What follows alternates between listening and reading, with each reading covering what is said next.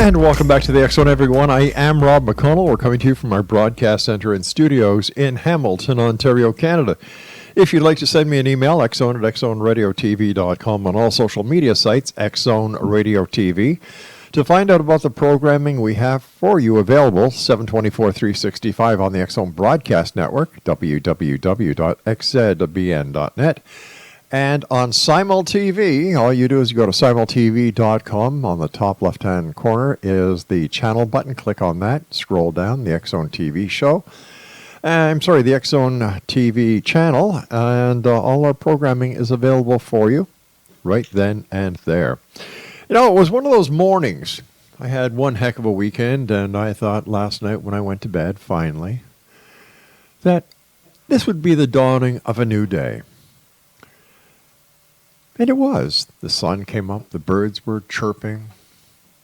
I let the girls out to go to the washroom. I'm talking about my 3 dogs, by the way, not my kids.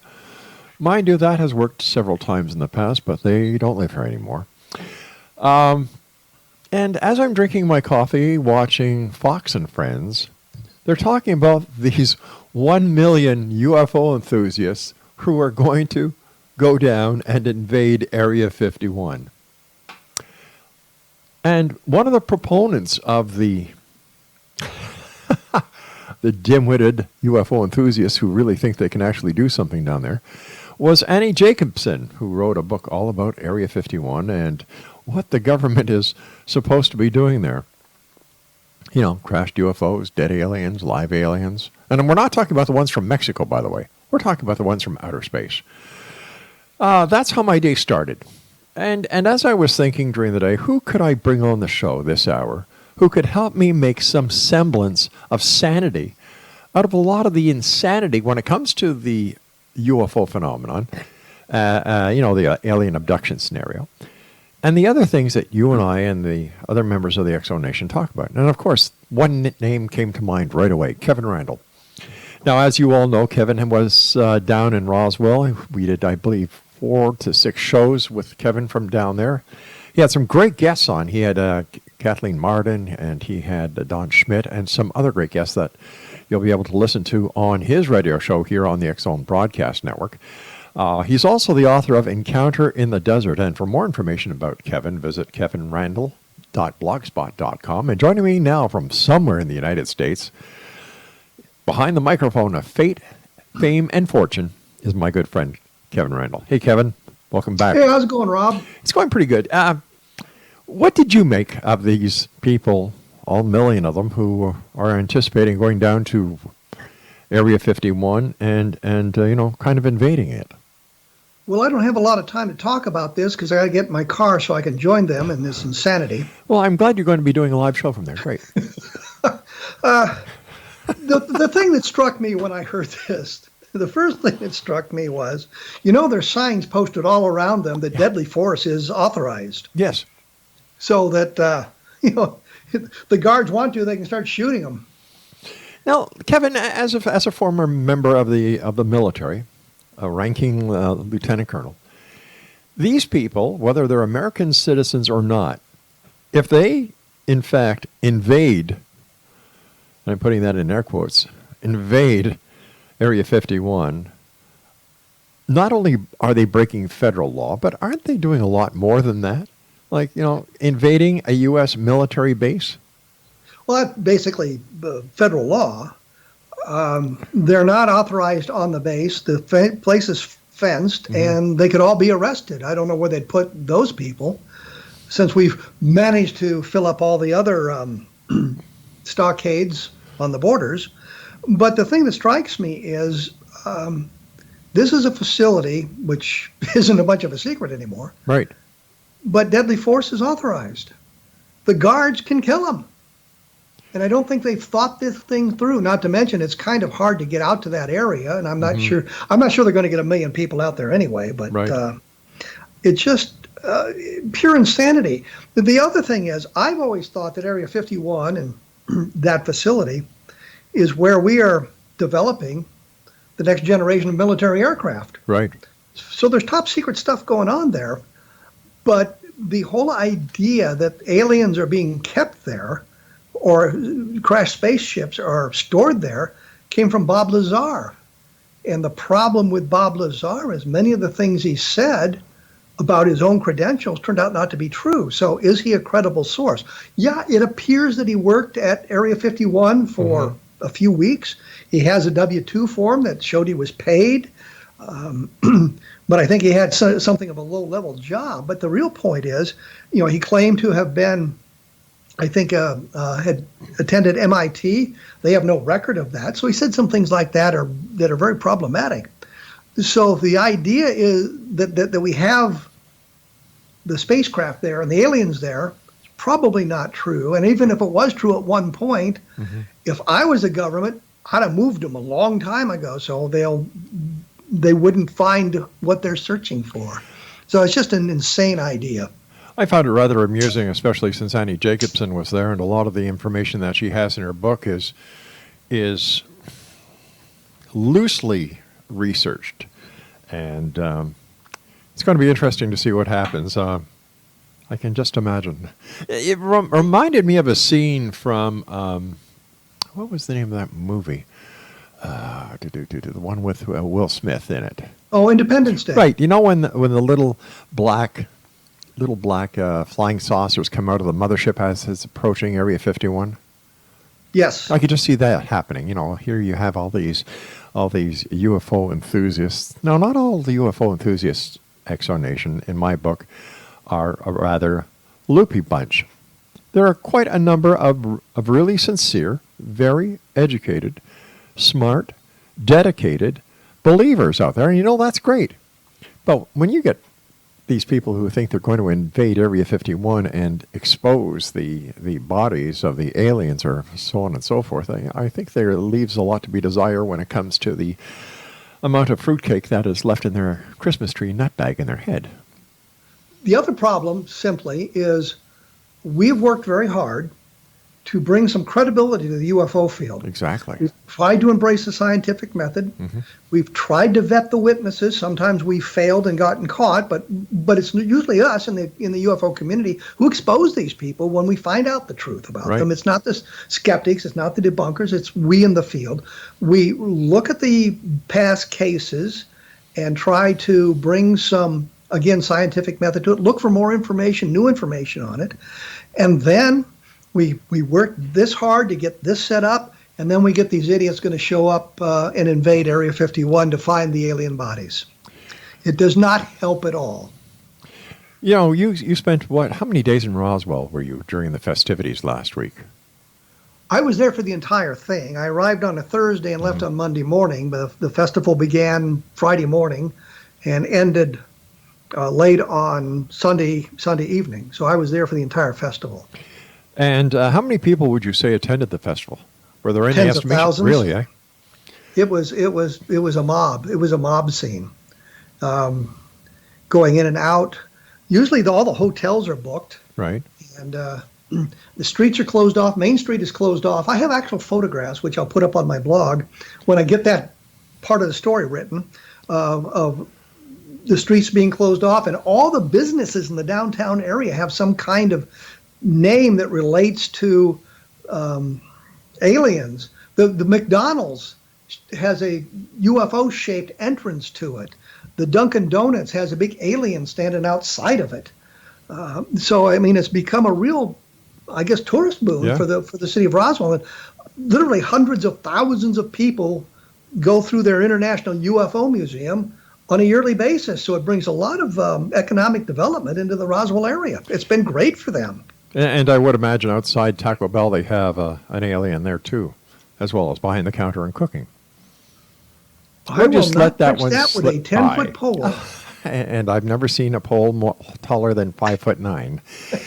Kevin Randle is my guest this hour, X-Zone Nation. If you would like to find out more about Kevin, you can listen to Kevin on the X-Zone Broadcast Network. The name of his show is A Different Perspective. And he is the author of a great book entitled Encounter in the Desert. For more information on Kevin Randle, visit him online at kevinrandle.blogspot.com. And Kevin Randle and I will be back on the other side of this commercial break as we continue here in the X-Zone from our broadcast center and studios in Hamilton, Ontario, Canada.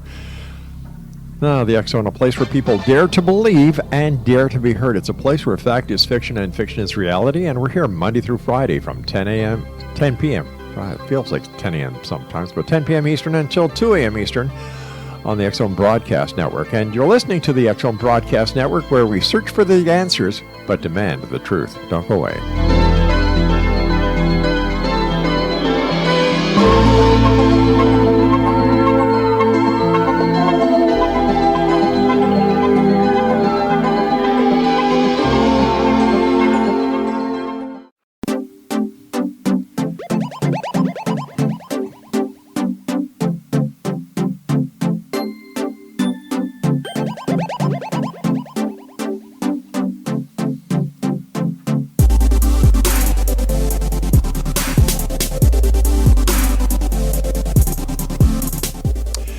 Back, everyone. Kevin Randle is my guest. www.kevinrandle.blogspot.com. He is the host of A Different Perspective on the X Zone Broadcast Network. And to find out when you can listen to Kevin on the network, just go to our main website at xzbn.net.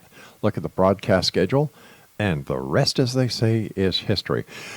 Kevin, always great having you on the show. So would you say then that the Roswell Festival is a version of Mardi Gras in Roswell, New Mexico? Oh, I think so. I think it's a lot of people come to party. A lot of people come to see the museum and see the presentations, and they bring in a whole host of people to make presentations. Travis Walton was there, Tom Carey was there, Don Schmidt was there. Your good friend Daryl Sims was there. No, Daryl Sims was there. Yeah. And Kathleen Martin, as you said, Alexandro Rojas was there. So they make presentations. You have an opportunity to talk to people. You get an idea of what they're looking for. And some people just come to have fun and enjoy all the festivities that go along with the festival. I think I said the main street was blocked off. Main drag through town blocked off with all kinds of vendors and things like that there as well. So it's quite the thing. You can go for the research. You can go to participate in some kinds of workshops. You can just go to talk to the people who are writing the books or doing the research. So there's all kinds of things for people to do in Roswell during the festival.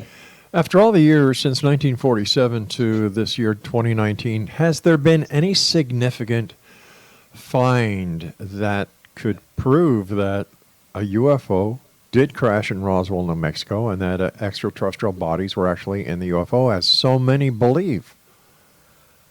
I looked at the Roswell case a couple of years ago, and as we mentioned at the beginning of my show, I wrote the book Roswell in the 21st Century. A great book, by the way. The upshot of that was, looking at it, we have limited documentation, which doesn't lead us to the extraterrestrial. We have an FBI document that kind of suggests the balloon explanation is a hoax. Right. We have newspaper clippings and articles, which I think is important when you compare it to some of the other stories of crashes where there's nothing in the newspapers. So we can verify that something happened and an announcement was made. We have not found any journals, any diaries, any letters from anybody who was involved in this thing in 1947. And I can kind of understand that from the military perspective, because they would have been told this is, if it had happened and it was an alien spacecraft, that this is a classified event. You can't talk about it to people who are not cleared to hear about it. But there's a lot of civilians involved as well. And you would think somebody would have written something. The only thing we really have is Inez Wilcox, who was the wife of Sheriff Wilcox. And I guess back in that era, when you elected the sheriff, you also got the wife as the matron for the jail as well. So she kind of worked in the jail. And I think she did an article. She wrote it for Reader's Digest, I think, called 4 Years in the County Jail. And the twist was she was kind of working as the matron. And in that story, that article she wrote, there was this one long paragraph about the spacecraft crash. The problem with it is an addition to the original article she wrote. There's no date on it. And clearly she could have made that addition after everything broke in 1978. So it really doesn't, it's not the kind of thing we were looking for. You know, if she dated it, the article in the middle of, the 1970s, for example, that would have been great. But we don't have anything like that, and we've looked and looked and looked.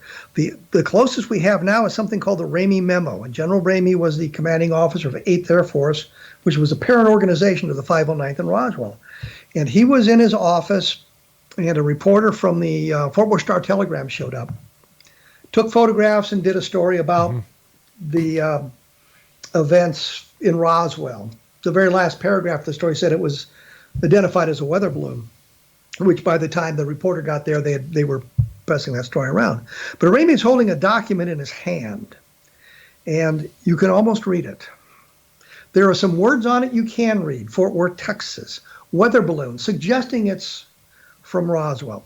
Providence is well known. General Ramey's holding the thing in his hand, and I found documentation that was put on the INS wire service, a news service, international news service, I think it was, in 1947, July 8th, 1947, even though the time it was broadcast or transmitted. Wonderful provenance for this thing. We just can't read it.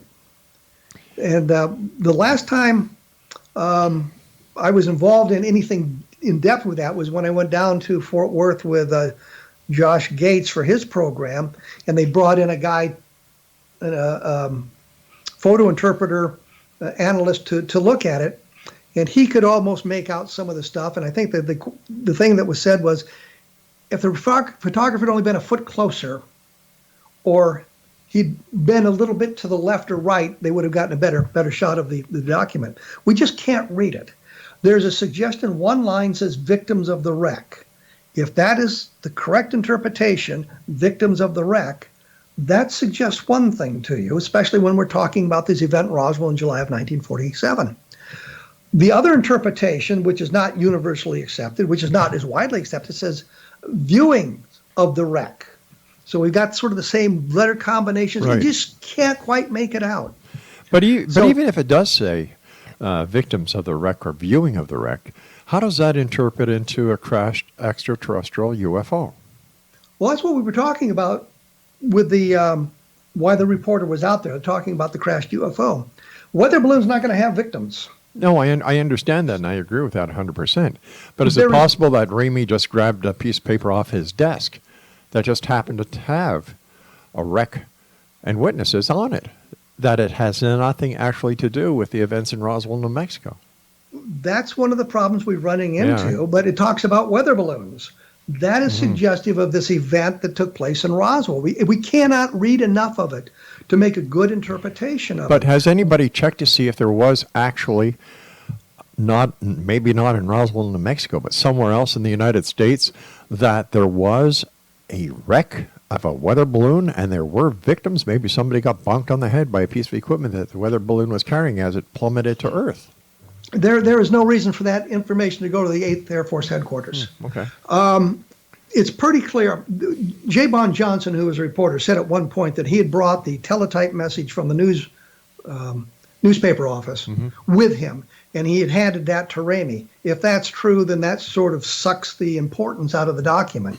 If it was something that came through the communications center at 8th Air Force headquarters in Fort Worth, then that gives it a different interpretation. And there should be clues in the text of the message. If we could read the entire message, there would be clues in the text that would give us that sort of information.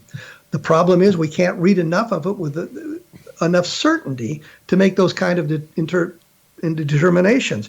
David Rudiak has done a lot of work on this, and he's come up with the entire, what he thinks is a proper interpretation of the entire memo. What bothers me is there's no jargon in it, no military jargon, and I've been in meetings where the jargon was flying so fast and furious that it was like a foreign language, and it was almost impossible to keep track of what people were saying. There's no military designations in it. It doesn't look like it's a military teletype, but it could well be. So there's problems with it, and we're hoping that if we could read it, and that may never happen, it may be that we've just gotten to the point where we've exhausted everything we can do, given that the fact that it's on film, and given the fact it's not quite head on, and the guy is the point of focus was General Ramey and not the message in his hand. We may have taken it as far as we can take it, and we may never ever be able to read it. If we can read it, it may give us a wonderful clue about what happened in Roswell. It may suggest aliens. or it may be something completely and totally mundane. Right. The other thing is we know in the Roswell area, and that would include the Fort Worth area and all around eastern New Mexico and western Texas, that there were no military aircraft that crashed. There was nothing that would produce victims. So that's one of the things that we're looking at. But at this point, you can't really say one way or another whether or not this deals with an alien spacecraft. It might not. We just don't have enough information to tell. In your opinion, Kevin, what would have happened if Stanton T. Friedman, who passed away earlier this year, would not have been involved in the Roswell case? Do you think the Roswell case would have just slipped into the darkness of forgetfulness? No. Len Stringfield, who is a very serious researcher living in Cincinnati, Ohio, was doing something that he called crash retrievals. And he was looking at stories of proposed crash retrievals and that sort of thing. And he also got on to the Jesse Marcel story, Jesse Marcel being the air intelligence officer who kind of started the whole thing. And so the story would have built from there. And we've got other UFO crash retrieval stories that have hit the big time, Aztec being one of them. So I think it would have got to play. It was kind of dying out in 1990 when Don Schmidt and I began our investigation, simply because Stanton was off on MJ-12 and others weren't paying a lot of attention to Roswell. So we kind of revitalized the whole thing in 1989, I think, is when we began our investigation. All right, Kevin, stand by, my friend. You and I have to take our commercial break. In X Zone Nation, my guest this hour is Kevin Randle. He's the host of A Different Perspective on the X Zone Broadcast Network. And Kevin's show can be heard each and every day at different times to make sure that we hit all the time zones. And if you'd like to find out when his show is on, visit www.xzbn.com and check out the broadcast schedule. He's the author of Encounter in the Desert, and his website is kevinrandle.blogspot.com. And Kevin and I will be back on the other side of this news break as we continue here in the X Zone from our broadcast center and studios in Hamilton, Ontario, Canada. I'm Rob McConnell. Don't go away.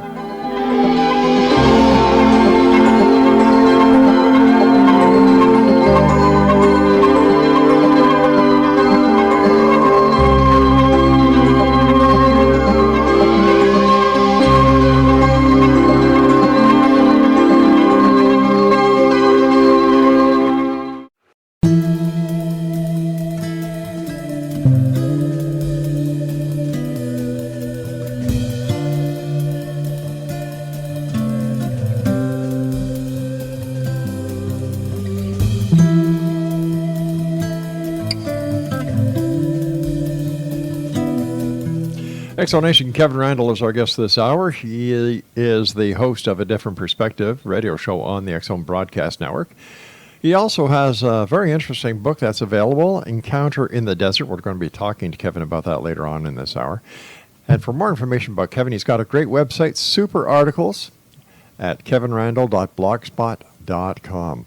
So what did you come away with after your visit to Roswell, New Mexico? I mean, besides, having great guests on your show and meeting some of the other interesting people that you must have met in your journeys, did you come away with anything new pertaining to the case or UFOs in general? We were having a panel discussion. We ended up doing 4 hours, 2 on Saturday night, 2 on Sunday night. Right. And one of the panelists was Frank Kimbler, who lives in Roswell. He teaches, I guess, geology at the New Mexico Military Institute. And he's been all over New Mexico, and he's been out to the debris field, the crash sites, looking for metallic debris. And I said something that we were kind of talking about earlier, which was the Ramey memo and how, we haven't found anything like that, and we don't have any metallic debris. And Frank said, well, he'd found some things out there that were problematic, and he'd submitted them for analysis. He did say, the one thing that caught my attention, he did say that he has problems finding laboratories to do independent analysis simply because the moment you mention Roswell, they want nothing to do with you because they're afraid of their reputations being sullied. And I've run into that myself with trying to get people to help out with the analysis of the Ramey memo, for example. Same kind of thing is happening. Once they find out it has to do with Roswell, they're just really not interested in doing that. But he mentioned that he'd found some interesting bits of metal out there and undergoing analysis, Problem is, we don't have any of the analyses yet to say whether or not this can be identified as alien material. And my big fear in something like that has always been that you have a real, honest-to-God piece of alien technology. You found a piece of metal that comes from a real spaceship, and you submit it for analysis, and they say, yeah, it's aluminum. You know, no way to prove that it was created on another planet. It's just that mundane. So he talked about that, and I bring him up because he and I share an interest in lost gold and buried treasure stories. And one of those is the Lost Adams, which was a placer gold deposit in, turns out, southwestern New Mexico. Adams came out of it in like 1880 and was talking about how he and a group of men had followed the Apaches into this area where they were allowed to pick up the gold in the placer deposit, but they couldn't go above the falls, and they did that, and the Apaches killed them all except Adams, and he got away. And I've been fascinated with the story since I saw a movie called McKenna's Gold. Frank tells me that he's found the place. He's found the Lost Adams diggings, and I asked him about it, and he says, yeah, it's called Apache Box Canyon. You can Google it. He says the landmarks that Adams talked about are there, and he's been to the place, and it's not as littered with gold as it had been, but there's bits of gold there. Placer deposit is there. So he may have actually found it. And I found that fascinating that he's actually been there. But it has nothing to do with UFOs and alien spaceship crashes. It's just another interest that I shared with some of the people. So it was something that came out of the Roswell festival. That is interesting. I remember on one of your shows you had... It had nothing to do with UFOs, but you had the guy on. I can't remember his name. Keith Pleskett. That's it. Well, and that was, that came about because I had been reviewing on my blog the Treasure Quest show. That's right, yeah. And I had said something about the mission they had gone to, and how that if you Google Earth the mission, they're traipsing through the jungle, and he has this flashback to Vietnam and all of this stuff. And you Google Earth the mission, and you find out, there's like a highway 100 yards away, and 12 miles away was a nice little town with a Sheraton resort. And Pleskett sent me an email, and he was mad as hell about that, me doing that. But we had him on the show because it was something that I found interesting, and I get a lot of response on the blog as well about it. And the things that he said were just extraordinary. I'd say, well, how did all this come about? And he would say, well, we were cast. And he's talking about, we didn't know what we were going to do until we got our scripts the next day. Scripts the next day? Yeah. And when he had to, what really annoyed me was this flashback to Vietnam, because I get really tired of people talking about being Vietnam veterans and they're not. If you go to 187th Assault Helicopter Company and look at their website, you'll find my picture as one of the pilots from the unit from 1969. So, I can prove I was a Vietnam veteran is the point. But looking at I found his Facebook page and looked at it, and he was wearing his Navy uniform, and on it he was wearing the proper medals and ribbons for Vietnam service.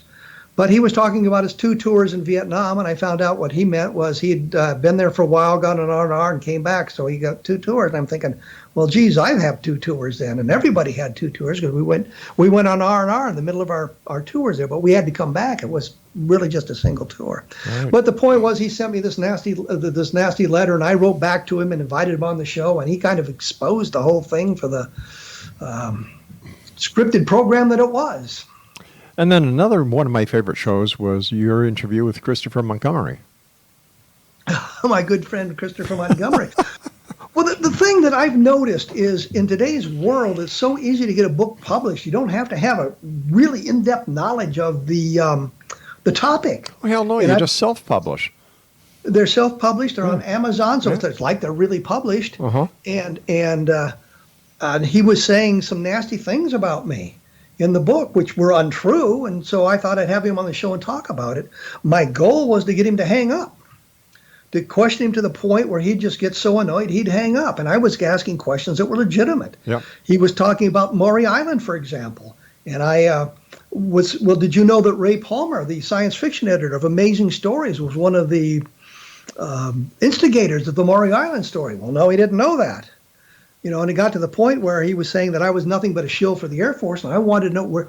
I knew I wasn't a shill for the Air Force, and I wanted to know where he got that information. What was his source? Because the source is wrong. You have no obligation to protect the source if the story's not true. And he wouldn't give me an answer. It boiled down to he kept saying no comment, no comment. Yeah. But the point is, you look at his book, and it's very superficial. It's like he trolled the internet, picked some cases that interested him, and didn't do in-depth research, didn't find out what else had been written about this stuff, found what he wanted and wrote his book and went off on a tangent. Yeah, I think how the series of events was, I had him on my show, and then he said some nasty things about you, and I contacted you, and I said, listen to this clip. And then what happened the final time? He just refused to come on? I wrote him after he'd hung up, and he Yeah. claimed that the Skype had gone out or something, and we knew that wasn't true. Mm-hmm. But I wrote him an email, and I said, we didn't get to finish our story and to talk about it. Let's come back on and let's see what we can iron out here. And he wrote back and he said, well, that was a good idea, but he'd like to make read a prepared statement, and then he wanted a list of the questions I would ask. And I told him, nah, it's not going to be a prepared statement, but he was smart enough, he could have got it in. And I sent him 50 questions, detailed questions that would have required hours and hours of research. The questions I could answer in a minute because I've done the hours and hours of research. But after that, he never contacted me again. And that was the end of that. I think if you're going to write a book, you should be prepared to defend the book. Definitely. If you can't defend the book, then you should admit that. I have never walked out of an interview. I've never hung up on a host of a program, even when the questioning becomes a little bit tense. I figure if I can't defend the book, then I have more research to do, and I should admit that. So I know others. Philip Klass had hung up on shows, and others have done that because they just couldn't answer the questions and they just didn't like the tone of the conversation. Mm-hmm. I'm thinking we got to be prepared to do all of that and answer the questions, even if they're somewhat hostile questions. Well, I know you're going to find this hard to believe, Kevin, because you and I talk so much and together, and I have the occasion to work with you. I've had a few guests hang up on me. No, yeah, I'm telling you, yes, and I really don't know why. Well, it's with my pal Christopher. It was because he couldn't answer the questions. Yeah. And he didn't like the hostile environment. I'm thinking, you started it. He created the hostile environment. Absolutely. Yeah. Had he not said those bad things, he and I probably wouldn't have had the discussions. He wouldn't have been on your show. Yeah, there would be no reason to bring him on. But since he was accusing me of these sorts of things, I thought I had an obligation to not only the UFO field, but to the listeners of the program to clarify these situations. And you did, yeah. He couldn't do it. Oh, my goodness. When we come back from this commercial break, Kevin, I'd like to talk to you about Encounter in the Desert, the book that we've been talking about, and, the other great books that you've written. So, Exo Nation, on the other side of this break, when we come back for our final segment, Kevin Randle will be with us. We're going to be talking about Kevin's book, Encounter in the Desert. And for more information about Kevin Randle, visit his website, www.kevinrandle.blogspot.com. And as I've been saying over the last 45 minutes, if you'd like to listen to Kevin and his very popular radio show on the X Zone Broadcast Network, it's entitled A Different Perspective. And it's heard 7 days a week at different times throughout the day. So no matter where you are in the X Zone Broadcast Network listening area, you too will have the opportunity of joining Kevin's show and listening to his fascinating guests. I'm Rob McConnell. This is the X Zone, and I'll be back on the other side as we wrap up this hour here in the X Zone with our guest this hour, Kevin Randle. Again, his blogspot, kevinrandle.blogspot.com.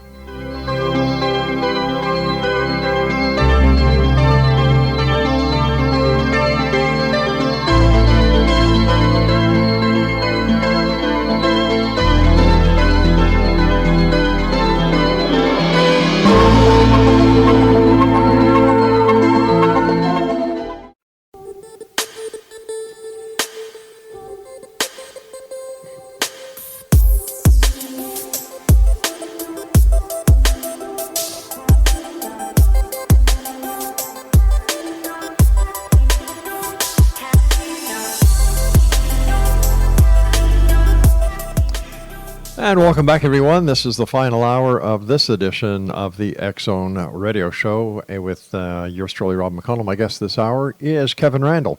He's the host of A Different Perspective on the X-Zone Broadcast Network. And for more information about Kevin, he's got a great blog spot where you can find out all about Kevin, the books he has available at kevinrandle.blogspot.com.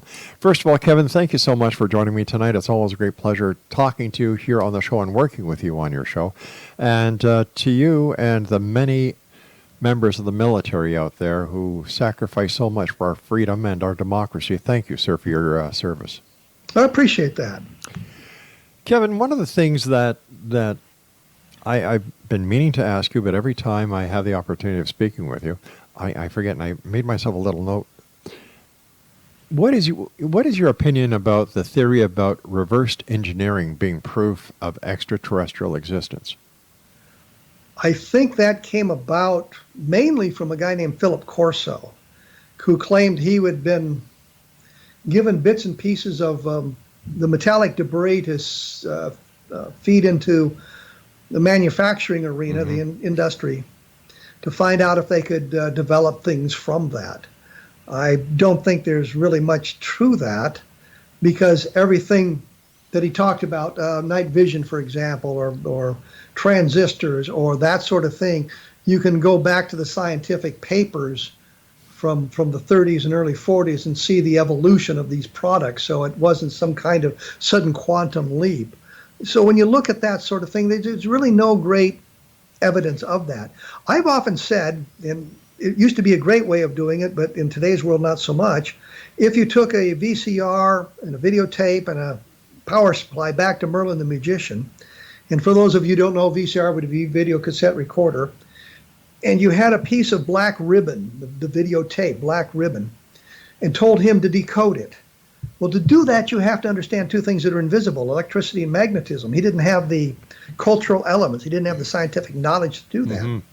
And I think if you've got an alien spacecraft, that their technology would be so far superior to us, we'd be in the same boat as Merlin would be in. We don't understand how to reverse engineer it yet. As our technology evolves, I'm sure that we would apply that technology to the craft to try to learn some of the secrets, but I just think the technology would be so far advanced that we might not be able to understand it for 100 years, if in fact we had a UFO. Yeah, you see, that's the question I posed to Seth Shostak from SETI. How do you know that what you're listening for is actually being sent back, but because of the technology that you're using, you're just missing everything? And that's what a lot of us have talked about in the UFO community and in the science fiction community, for that matter. You know, what if the aliens, wherever they happen to reside, no longer bother to use radio? Yeah. Or what happens if the aliens are not carbon-based, but let's say silicon-based? Or let's say they have telepathy. Yeah. And have no need for radio or anything like that, so they never developed it. Yeah, exactly. So we might be looking for a signal that, or they might have evolved beyond radio and the radio and television to another way of putting out the information. Maybe they stream everything. So you don't have the signals bouncing all around the universe or the galaxy.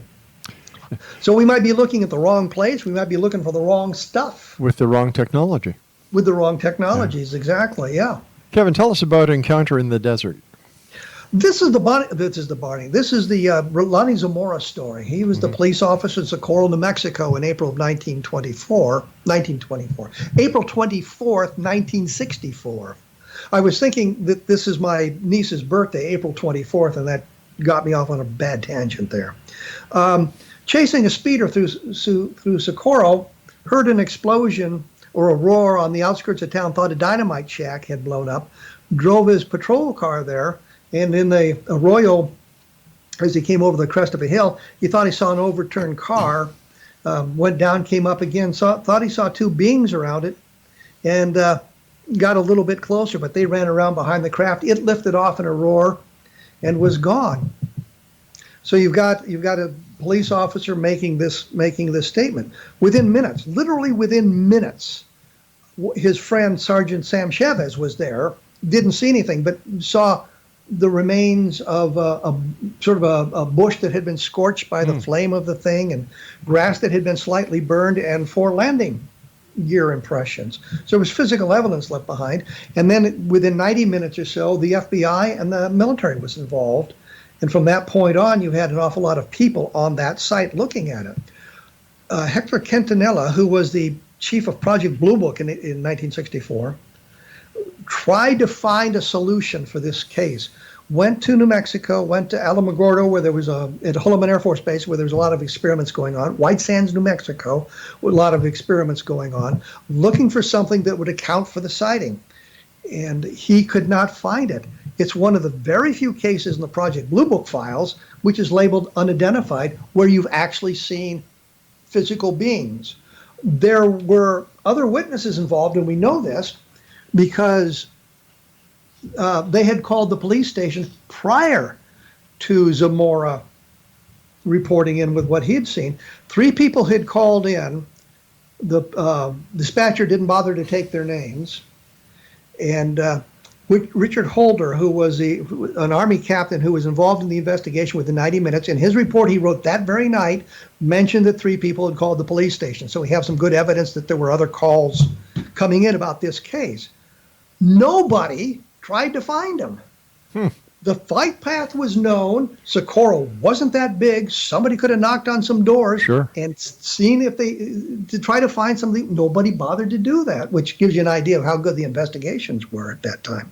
But the point is, it's a book about that sighting, and all this information is laid out, and what the Air Force did, what the APRO Aerial Phenomena Research Organization people did. That would be Coral and Jim Lorenzen. What the NICAP guy did, which was Ray Stanford. All these people, what their role was and what they saw and what they heard from Lonnie Zamora. So it's a book that looks at all of that and looks at some other cases that are closely related to it that suggests maybe a pattern, or suggests other cases that should have been brought forward but were not back in 1964. Who called the military? Who called the FBI? Or did they just show up unexpectedly? It's not clear how they got involved. One of them is that Holder had been called here. His people had been called at their station on the White Sands Missile Range, and then Holder called the FBI, or the FBI got called first and called Holder. It's not clear who called whom to get them involved in this thing, but they were there within 90 minutes, and that's been documented by the materials that were created that very night.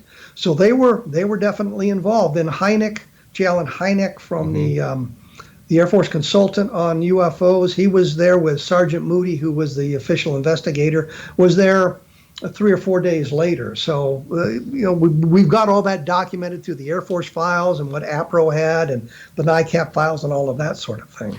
In your opinion, Kevin, what is the hardest part today of being a UFO investigator and author?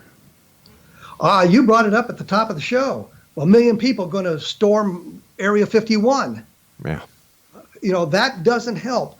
The hoaxes don't help. The jokes don't help. The belief in everything. There are people that just believe everything, no matter how crazy it is. They embrace it because it's what they want to believe. They don't look at the evidence. And I think that's one of the problems I have with some of my books, is people think, well, he's a debunker. He's just going to solve everything. And that's not true. I'm just looking at the evidence. Where does the evidence take us? And too often we don't allow the evidence to take us to the conclusion. We decide what the conclusion is and then look for the evidence to support it. 2 TV shows on TLC that are very, is it TLC or the Discovery Channel or Travel Channel, whatever? You've got Unidentified and Project Blue Book. Do you think they are an asset to the UFO community or a hindrance to the UFO community? If you looked at Project Blue Book, it's fiction. It's loosely based on the cases, but it's fiction. Right. I don't think it hurt, but a lot of my colleagues in the UFO community were just outraged by it and thought it did a real disservice for it. Unidentified, and I'm going to be talking to Stephen Bassett coming up here about this because, he's one of these people that's really involved in this thing, and he just wrote a scathing review of the last episode of Unidentified. So we're going to bring him on the program to talk about that.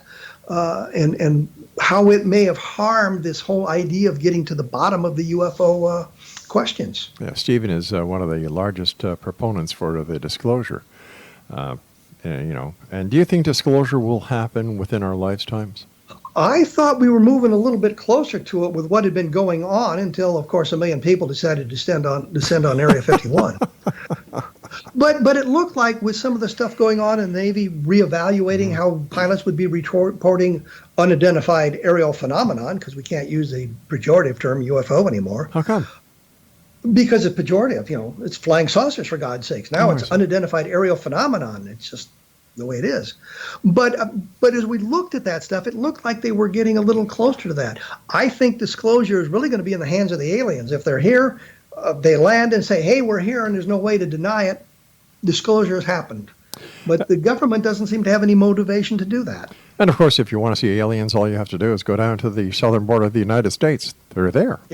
Yeah, there's literally hundreds of thousands of them. Kevin, as always, great pleasure talking to you, my friend. And as you know, being the host of your own show, time is of the most precious thing that we have here. So I want to thank you very much for your time tonight, Kevin. Always great talking to you.